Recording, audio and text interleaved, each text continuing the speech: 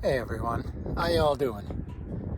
So, if you watched my introduction video for the Appalachian Trail, I went through kind of my preliminary gear list. Got a lot of great advice on how I can lighten my weight. Much of it I took to heart and I'm working on it. So the first thing I thought of was to lighten up my pack. So I have an Osprey Atmos 65 AG, and I've now got a Hyperlite Southwest 3400. And so today I'm going to go out, do some hiking with both of them. The Osprey is a couple pounds heavier. I want to see though what the comfort level is between the two. So this video will just be about my thoughts and comparisons between the Osprey Atmos and the Hyperlite 3400. All right, I'm about 2 miles into it. I'm on the local bike path. It's a 2-mile loop. It's a typical Wisconsin chilly December overcast day, about 35 degrees. Yeah, so far feels pretty good. The Hyperlite, getting a little bit of shoulder pain in this shoulder. Thinking it might be from the movement of with the trekking poles. So I'm going to try the next couple miles without the trekking poles.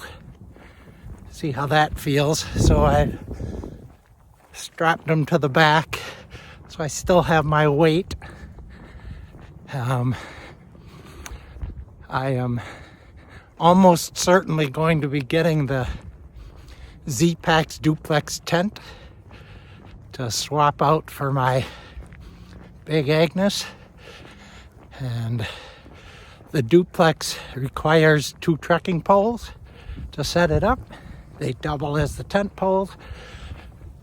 So if this shoulder pain is a result of the trekking poles, not much I'll be able to do about that. Number one, my old knees need that assist from the trekking poles. And number two, I will have to have the trekking poles for the tent. So another 2 miles with the Hyperlite. We'll see how it goes. All right, 4 miles. The shoulder pain went away, so I have to retest with the trekking poles, see if that's what's doing it. However, I do suffer from sciatica, and that second 2 miles I started feeling some numbness down my leg and into my foot from my sciatica. So maybe that's because I'm not using the trekking poles, or maybe it's just the way this pack is sitting on my lower back. So I'm going to switch out all my gear into the Osprey, take a little break, eat a Cliff Bar, and go another 4 miles, see how that feels, so I can do a fresh comparison between the two.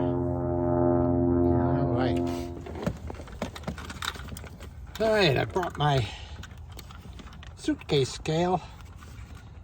So, I don't know if you could see that. I'm at about 36 pounds. So this includes a simulation of about 4 days of food. Got 2 liters of water on the pack. And it's not the exact gear that I'll be bringing, but I think it's pretty close. This is more cool weather gear. My dry weight without the fuel, water, food, is about 22 pounds in the Hyperlite. So I'm going to switch the gear and we'll see what we have.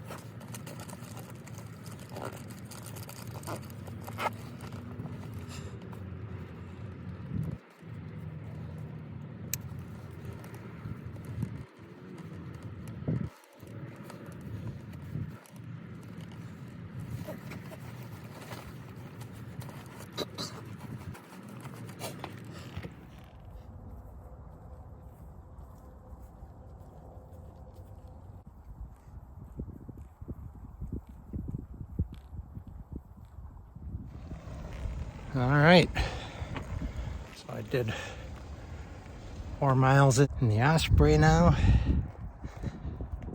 First 2 miles with the trekking poles, second 2 without them.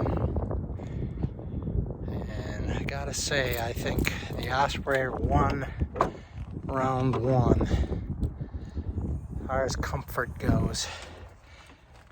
Not even really close. That thing just sits beautiful, at least for me, and I definitely feel the air on my back with the Osprey keeping me cooled. So round 2, I'm gonna remove about 10 pounds from the pack and give the Hyperlite and the Osprey another try, getting down to about in the 22 to 25 pound range. See how that goes. Okay, 12 miles down, 4 to go. So I did 4 miles with the 4 more miles with the Osprey Atmos pack, and now I've switched back to the Hyperlite. I lightened the load to see how it's going to matter with a bit lighter of a load. So the Osprey weighed in at about 24.5 pounds, and the Hyperlite is 23 pounds. So if I go with the Hyperlite, I'm saving myself about 1.5 pounds. So we'll see how these last 4 miles go. Okay, round 2 is complete. Not as much of a slam dunk, the sub 22 pound. The Osprey is still more comfortable than the Hyperlite, but not, I don't know, not to a significant degree. I'd say it's like at the heavier weight, it's kind of like wearing a pair of brand new cheap dress shoes that are quarter size too small versus your most comfortable pair of tennis shoes. But at the lighter weight, it's more like maybe being in a business suit compared to your favorite t-shirt. Yeah, the t-shirt's more comfortable, but not really enough where it bothers you much. So I got some thinking to do, got some more testing to do. I'll be spending the winter doing some hiking, and at least day hikes. Trying to figure it out. Got a tough decision.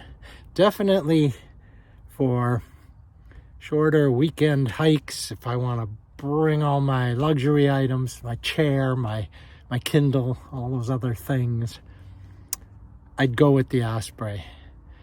But for a 6-month hike on the AT, I'm leaning toward the Hyperlite. So I'll have to see how it goes between now and March. All right, fast forward to March, and I've done about 275 miles of hiking with the Hyperlite backpack on, packed to about 33 pounds. My winter gear weight that I'm planning on taking to the Appalachian Trail comes in at around 22 pounds. And then with food and water, that'll bring it up to 33 to 35 pounds. So obviously my food and water will fluctuate. So on the trail to start with, I'll be carrying between 23 and 35 pounds. So my conclusion is that although the Hyperlite is a bit less comfortable on my back, getting that 1.5 pounds of weight savings is well worth the little bit of additional discomfort of the pack. I have found that my problem isn't so much I don't have issues with my back hurting. Where I have issues is after a long day of hiking, 12, 15 miles, my legs are what really ache from all that weight. So saving 1.5 pounds of weight, I think will definitely be worth it. So the Osprey, what I like about the Osprey, it's more comfortable. In theory, I like the additional pockets. There's some zippered pockets on the sides. However, the reality is by the time you stuff all your things into the inside of the pack, it leaves very little room in those pockets, the zippered pockets, to put much additional things in. Plus, you're really stretching on those zippers to get them open and closed. So my concern there is, you know, if the zippers break out on the trail. I don't know, but it is a lot of stress on the zippers. I also like having the brain, although the brain adds another almost 0.5 pound. So with the brain on the Osprey, the pack weighs about 2 pounds more than the Hyperlite. Without the brain, about 1.5 pounds more. It's nice to have the compartments that I don't have to open my whole pack in order to get to things I need during the day. So I really like that. But the big win for the Hyperlite is its lower weight. Also, the Hyperlite being Dyneema, it will be closer to being waterproof, so not as much worry about the contents of my pack getting wet. And also, the Dyneema does not take on water at all when it gets wet, so you don't gain additional weight. Whereas the Osprey pack with the ripstop nylon, it does soak up water, and so it can get quite a bit heavier when it gets wet. So I'm going with the Hyperlite on the trail. If I get into my hike and I'm just too uncomfortable with it, I can swap it out sometime on the trail, but I don't think that will happen. So in my opinion, they are both great packs. The Osprey, as I said, for weekend backpacking trips or shorter hiking trips where I want to bring more things, definitely I'll be using the Osprey for that. But for the long-term through hike on the Appalachian Trail, the weight savings is the premium, and that's the way I'm going to go. So, thanks for watching. Subscribe to my channel. I'm going to be starting the hike in a couple of weeks here, so I'll be starting to put out some videos on my daily adventures on the trail. So follow along if you want to see an old man try to do the Appalachian Trail.